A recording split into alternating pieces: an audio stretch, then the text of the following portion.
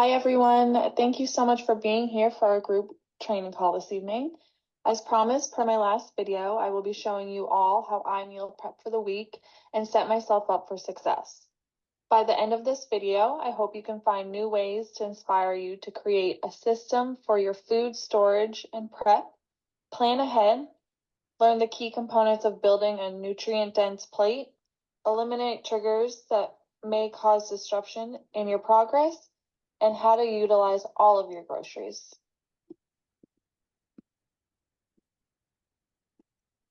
When I get home from the store is when I do my meal prep. If not immediately, then later that day for sure. I keep my grocery list and my meal list close by so I can reference it when prepping my foods. This will help me determine how I want to cut them and take that pressure off me later in the week when I'm swamped with so many other tasks. Some veggies are for cooking and some are for snacking, so I just cut accordingly. I found that putting my veggies in mason jars with a small amount of water at the bottom helps preserve their shelf life. It also makes it super easy to grab a handful and plate it, pack it for future lunches, or cut it out further to add to dishes. Doing the same thing to fresh herbs will also help keep them fresh for longer. Simply put the herbs upright with a small amount of water at the bottom of the glass. Then open up a Ziploc baggie and cover the top with the herbs and put it in the fridge as so. For fruits, I like to keep ones on hand that don't require any prep other than a quick wash. Some fruits like bananas, apples, oranges, and I almost always buy my berries frozen unless they are in season. Taking the time to learn the recommended amounts of fruits and vegetables and how to keep them fresh will guide you into prioritizing them. Dietary guidelines recommend 2 cups of fruit and 2.5 cups of vegetables daily based on a 2,000 calorie diet. To find out what your personal recommendations are, you can always come back to visit this video or click the link that you see above. I'm going to start by showing you what my system looks like. Inside my fridge, I try to keep it organized just as you see here.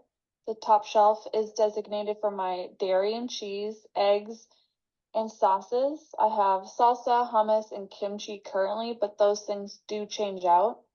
I always like to keep non-fat Greek yogurt, various cheeses, and cottage cheese. I do my best to purchase fat-free or reduced fat dairy. It doesn't alter the protein or the absorption any, and it can significantly cut down your total fat intake. The eggs you see on the bottom are raw, and the eggs in the blue container on the top are hard-boiled. I do this in a batch in the beginning of the week to make it easier to grab a quick breakfast or throw on top of a salad for extra protein. The key for my household is to keep the fruits and vegetables in sight and within reach.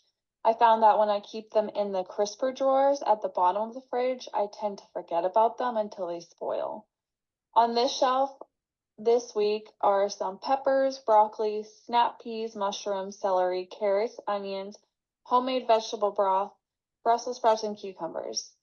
The front left containers have finely chopped cucumbers, carrots, and black beans, which is convenient to add with some lettuce, cilantro, maybe a hard-boiled egg, light cheese, and a vinaigrette to make, again, that quick salad.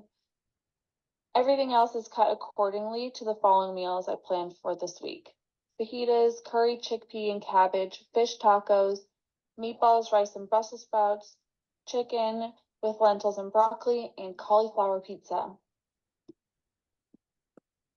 The bottom shelf is where I keep my meats, and as you can see, any overflow of vegetables. The meat should always have their own shelf or be stored and sealed properly to eliminate any cross-contamination. Prepped here, I have my lentils, meatballs, pulled chicken, and my mahi-mahi defrosting. Everything you see other than the fish is prepped and ready to go for the week. I also keep my bread in the fridge to let it keep a little longer than it would if I kept it on the counter or the pantry. For sandwiches, I enjoy tuna or turkey cold cuts, but if we're going to do cold cuts, I get light sodium. The DRA of sodium is 2,300 milligrams. which can add up very quickly when introducing cold cuts into the meal plan.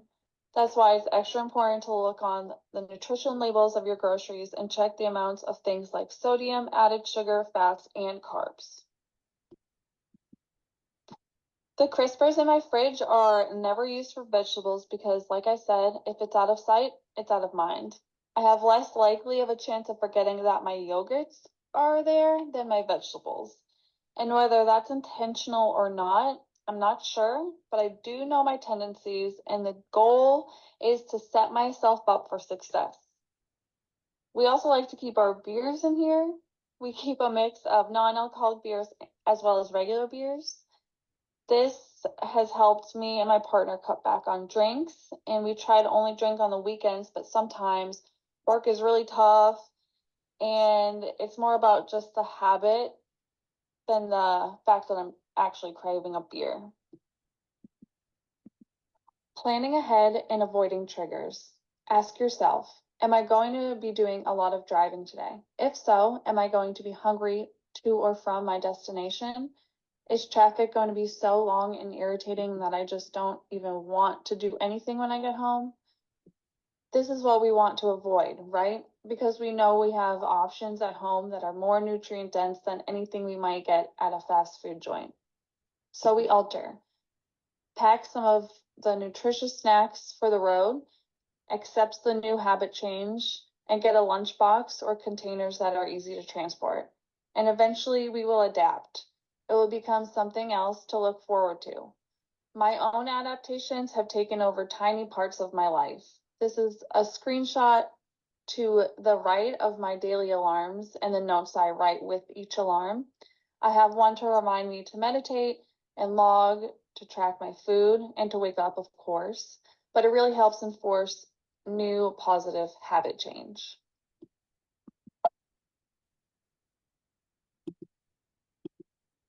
The image you see in the middle was created by the U.S. Department of Agriculture as a visual guide to encourage a variety of food throughout the week. It suggests your plate should contain roughly 20% fruits, 30% vegetables, 30% grains, and 20% protein, with a small amount of dairy. The images you see to the left and right were based off of this visual guide. And on the left is fajita with beans, rice, cheese, peppers, onions, light sour cream, cilantro, and topped with lime. And on the right, it's meatballs, rice, and broccoli. This is the curry chickpea and cabbage dish I found on Pinterest. It was a vegetarian meal, but it had a good source of protein with the combination of rice and beans, which makes it a complete protein. These are the fish tacos, and they were so good. I think adding the salsa, lime, and cilantro made it taste so fresh, and they were super easy to make. The salsa is a great way to get some extra veggies in. I went ahead and put the fish tacos in my Minute Diary. It was not a heavy meal, so it might be a nice lunch as well, but you could always add some more rice if you needed to have a few more calories. The thing I like about this app is that you can add your recipes and friends can share them with one another, which can be helpful if you're ever in a food rut. This was my meatball prep for the week. I used lean turkey and added eggs, seasonings, a third cup of breadcrumbs, and 1 cup of chopped spinach. I like to add leafy greens and other vegetables and sneaky things like this, smoothies and pasta sauce, because you can't really taste it and it's good for you, and it also can help you use up your produce. These are the ingredients for cauliflower pizza night. In my house, it's known as Pizza Sunday.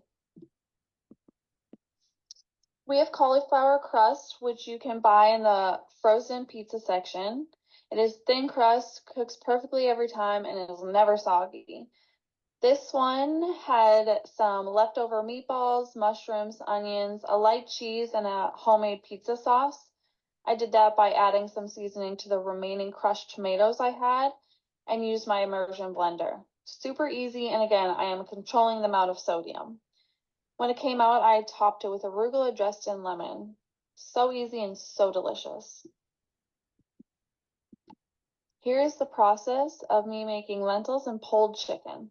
I let the chicken cook in the crock pot with my stock and other seasonings for a few hours while I prepped other things. Lentils are a lot easier than they are made out to be. Depending on the brand, you don't need to let them soak. Just boil and rest for about 20 minutes on medium heat. I always like to start with a mirepoix, which is carrot, celery, and onions. Then I add garlic, rosemary, thyme, and oil.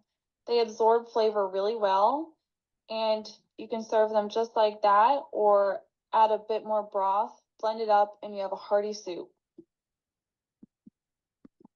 Smoothies are great for when you're in a pinch, but not all smoothies are created equal. When making a smoothie, think of it like you are building any other plate. You want vegetables, fruit, protein, grains, and dairy. Adding all of these essentials will also help in the absorption process. Having healthy fats, proteins, and carbs will ensure that you're getting the most nutrient absorption as possible and also leave you feeling fuller for longer. Here are some of my breakfasts throughout the week. Protein oats with apples and cinnamon, toast with cottage cheese and an egg, my favorite, berries and yogurt. And then I have eggs, black beans, avocado with half a peach, and then just a simple English muffin with peanut butter and a side of tea. This link and QR code will follow you to a post survey that I would really love and appreciate if you would fill it out. While you click on that, I can go over some of these snacks that are my absolute favorite and go-tos. I'll bring them in my car or just keep them around the house. Dark chocolate is an absolute must, and the single individual wrapped ones are perfect for lunches or just a little late night snack.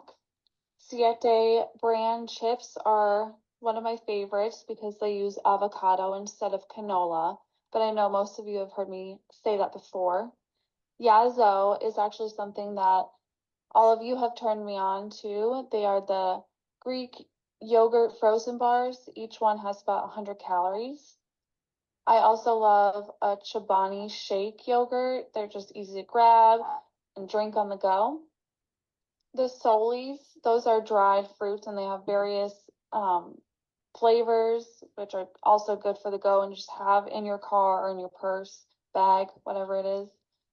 And then frozen bananas coated in chocolate are always in my freezer. And then I'll always have raw cashews or almonds in my car or in my pantry and a granola bar. Some of my favorites are Go Macros, which are here, as you can see.